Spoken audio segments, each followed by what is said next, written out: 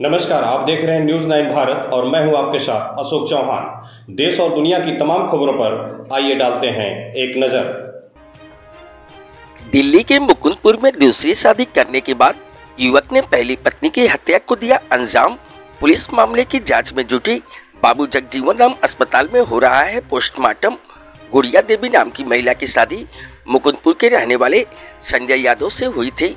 महिला के 3 बच्चे भी हैं और अक्सर महिला के साथ मारपीट की जाती थी। महिला के परिवार के लोगों का आरोप है कि उसके पति ने दूसरी शादी कर ली और पहली पत्नी के साथ मारपीट शुरू कर दी, जिसकी शिकायत पुलिस को भी दी गई थी। पुलिस इस मामले में ढीला रवैया अपना रही थी। 2 दिन पहले अचानक गुड़िया देवी नाम की इस महिला की बहुत ज़्यादा पिटाई की गई और मृतक के भाई का आरोप है कि उसके पास भी फोन आया था। उसके बहन ने बताया कि उसके साथ मारपीट की जा रही है। पुलिस को भी सूचना दी गई, लेकिन पुलिस भी मौके पर नहीं पहुंची और उसके 1 दिन बाद फिर महिला की संदिग्ध हालत में मौत हो गई। अब लड़की के परिजनों का आरोप है कि लड़की की हत्या की गई है। पुलिस पोस्टमार्टम रिपोर्ट का इंतजार कर रही है, उसके बाद ही मामले में आगे की तफ्तीश करेगी। फिलहाल इस मामले में कहीं ना कहीं पुलिस पर भी सवालिया निशान खड़े होते हैं। न्यूज 9 भारत के लिए दिल्ली से संजय सिंह की रिपोर्ट। क्या नाम है आपका? मेरा नाम मनीषा है। मनीषा, क्या है पूरा मामला बताओ। मामला ये है कि पुलिस वालों ने कोई कार्रवाई वगैरह नहीं करी है। जब 12 तारीख की रात को जब मेरी बहन को पीटा जा रहा था, तब भी हमने पुलिस को फोन किया। पुलिस ने कोई जवाब नहीं दिया, ना कोई यहाँ पीसीआर वाले पहुंचे। उसके बाद अगले दिन सुबह भी जब हमने फोन किया, तब भी वहाँ पे कोई पीसीआर वाले नहीं पहुंचे। पुलिस वालों ने इतनी लापरवाही दिखाई, आज मेरी बहन मौत के घाट वहाँ पे उतर गई। लेकिन उनके बाद भी मैंने फिर जब सुबह फोन किया, जब वो मर गई, उसके बाद पुलिस वाले वहाँ पे पहुंचे। पुलिस वाले वहाँ पे पहुंचने के बाद भी उन्होंने कोई कार्रवाई नहीं करी, ना उस इंसान को पकड़ा जिसने मेरी बहन को मारा। मृत्यु, जब मैं वहाँ 12 बजे पहुंची तो वो मैंने देखा कि वो मृत्यु हो चुकी है उसकी और वो बेड पे लेटी हुई है। मुझे फोन पे ये बताया गया था कि वो फांसी लगा के मरी है, लेकिन वहाँ पे कोई फांसी वासी नहीं लगी थी, ना मुझे वहाँ पे कुछ फांसी में लटकती हुई नजर आई। वो बेड पे सीधा पड़ी हुई थी। अब जब आज 12 तारीख को उसकी सुबह में डेथ हुई है, 13 तारीख की सुबह में उसकी डेथ हो चुकी है। 12 तारीख को उसको पीटा गया था और 12 तारीख से लेकर के आज 16 तारीख हो चुकी है। अभी तक उसका कोई पोस्टमार्टम नहीं हुआ, लड़के की कोई गिरफ्तारी नहीं हुई, ना उसके घर वालों को अरेस्ट करके उससे कुछ पूछा गया है। पुलिस वालों बहन की शादी कहाँ हुई थी? मेरी बहन की शादी महावीर इनक्लेव में हुई थी, मुकुंदपुर इलाके में। जो ससुराल महावीर इनक्लेव से शादी हुई थी और लड़का जो रहने वाला था वो मुकुंदपुर का था। उनको पीसीआर वालों को कि मेरी बहन ने कॉन्फ्रेंस करके मेरी बात कराई थी, क्योंकि वो बात करने की हालत में नहीं थी। तो उसने जब बात किया तो उन्होंने बोला कि हमारे पास कोई महिला कांस्टेबल नहीं है, ना यहाँ पर कोई वैन है हमारे पास में, मेरे पास बाइक है, मैं कैसे आ सकता हूँ मैडम, आप सिचुएशन को समझो ना, आप आ जाओ थाने। मैंने कहा सर रात के 12 बज रहे, 11 बजे हम कैसे आए, मैं महावीर इनक्लेव में रहती हूँ, मेरी बहन जो है मुकुंदपुर में रहती है। तो मुकुंदपुर और महावीर का डिस्टेंस इतना है सर कि आने में ही मुझे 1-1.5 घंटा लग जाता रात में, और रात में मेरे पास अभी कोई साधन नहीं था कि मैं जल्दी से आ सकूं, क्योंकि मेरा रेंटेड घर था और वहाँ पे 11 बजे गेट हमारा बंद हो जाता है। तो हम इसलिए पुलिस का सहारा लेने की कोशिश किया, लेकिन कोई सुनवाई वगैरह कुछ भी नहीं हुई। उसके बाद क्या हुआ? उसके बाद ये हुआ कि सुबह हमने फोन किया हुई नंबर पे, जिस नंबर से पुलिस वालों का फोन आया, उनसे जब हमने बात करी तो मैंने कहा कि सर आप रात में नहीं आए, दिन में तो आप एक बार आके देख लीजिए, क्योंकि वो चलने फिरने की हालत में नहीं है। अभी मैं यहाँ से आ रही हूँ। तो उन्होंने बोला कि आप आ जाओ, थाने ही आ जाओ, हम नहीं आ पाएंगे क्योंकि आप थाने आके बात करो। अब मैं आपको क्या बताऊं। उन्होंने यही बोल करके फोन काट दिया। मेरी बहन का उस टाइम मूड और ज्यादा ऑफ हो गया था, क्योंकि कोई सुनवाई वगैरह, कोई पुलिस वाले कुछ एक्शन लेने के लिए तैयार नहीं थे।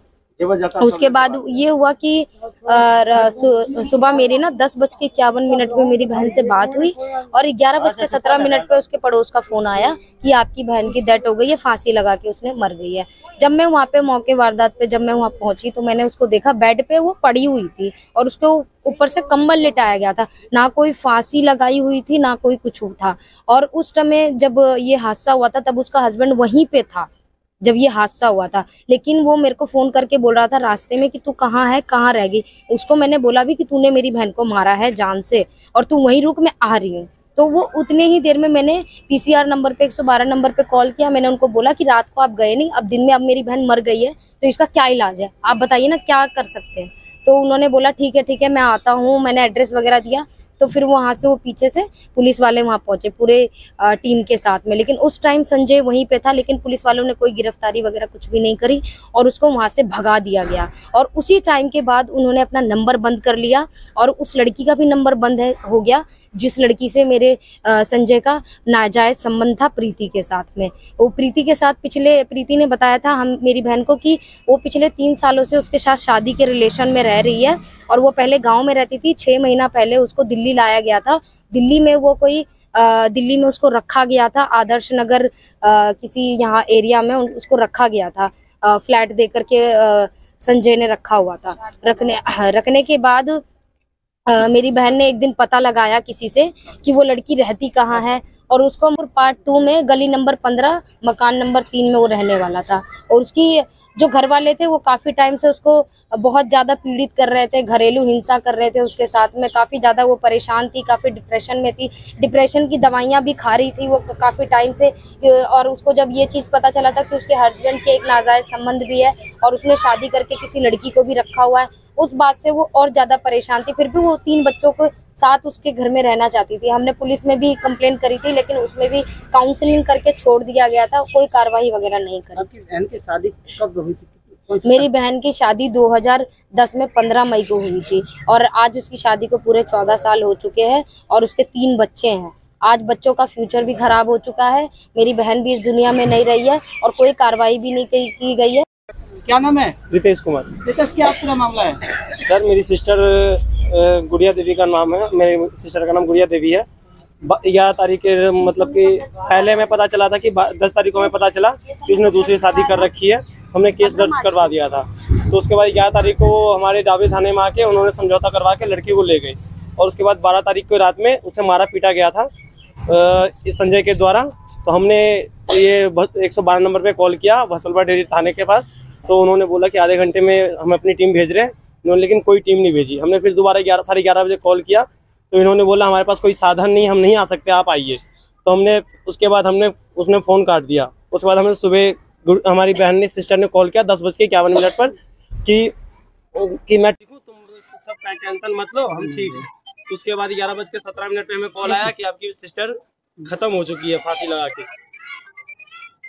लेकिन जब हम आए वहाँ पर तो हमने देखा कि वहाँ पे ना कोई फांसी का फंदा है, ना कोई पंखे में कुछ लटका हुआ। हमारी बहन बेड पर लेटी हुई मिली, उसके ऊपर कंबल डाला हुआ था। उसके बाद उसी टाइम से उसका पति और उसका देवर वो सारे फरार है। ना कोई पुलिस वालों ने ना पूछताछ के लिए ना किसी को गिरफ्तार किया, ना कुछ। आज 4 दिन हो चुके हैं सर, ना कोई एक्शन लिया जा रहा है। हमारा यहाँ तक की रिपोर्ट भी नहीं लिखा जा रहा है। कितनी मुश्किल से कल हमारा एक मतलब FIR की कॉपी ली गई है। उसके बाद आज पोस्टमार्टम के लिए वो बिठाया गया है, बोर्ड बिठाया गया है पंथ में। उन्होंने भी सुबह फोन करके बुला लिया हमें कि हम आज हो जाए वो पोस्टमार्टम। लेकिन अब बोल रहे हैं कि आज हो सकता है तो हो करवाएंगे, नहीं तो कल होगा। डेली की डेली हमें बुलाया जा रहा है, लेकिन डेली हम ऐसे ही जा रहे हैं। जो बात वो लड़की ने बता रहे वही बात हम भी बता रहे हैं। क्या मामला था पूरा? बताने जा रहे हैं। उसने हमारे लड़की के बोले हमने कि जे हमारे घर चली आओ, मैं लेने आ रही हूँ। लड़की ने सीधी मना कर दी है कि तुम मेरे घर मत आओ, जे हम अपना घर में ठीक ठाक हैं से मम्मी मेरे टेंशन मत कर। हमने कहा, पहले तो बोला बहुत मार मारी है, जो हमको बोली नहीं निकल रहे, सर उर सब दर्द कर रहे। तो हमने बोला कि दर्द कर रहे हैं तो तुम हमारे पास आ जाओ, मैं लेने के लिए आ रहे हैं। तो फिर बाद में बोले मम्मी मेरे कसम तुम हमारे घर में मत आना, जे हम ठीक से हैं। क्योंकि उसको डराया धमकाया गया, जे तुम आओगी तो अच्छा बात नहीं होंगे, जे मेरे घर मत आओ। तो उसने समझा दिया कि मेरे घर नहीं आओ, तो हम नहीं गया। ऑटो भी बुक कर लिया था, बुक भी कर लिया था। ऑटो में जैसे बैठ रहा था तो मेरे लड़की मना कर दिए हमको वो अपना ससुराल आने के लिए। फिर अभी तक पुलिस ने क्या कार्रवाई करा? आपकी बेटी की मौत हो गई है, क्या सूचना मिला था? कुछ सूचना नहीं मिला है। जो बोल रहा है लड़की वही बात हम बोल रहे हैं। हमें कुछ मिला है नहीं। 4 दिन हो गया है, 4 दिन से अभी तक कोई कार्रवाई नहीं।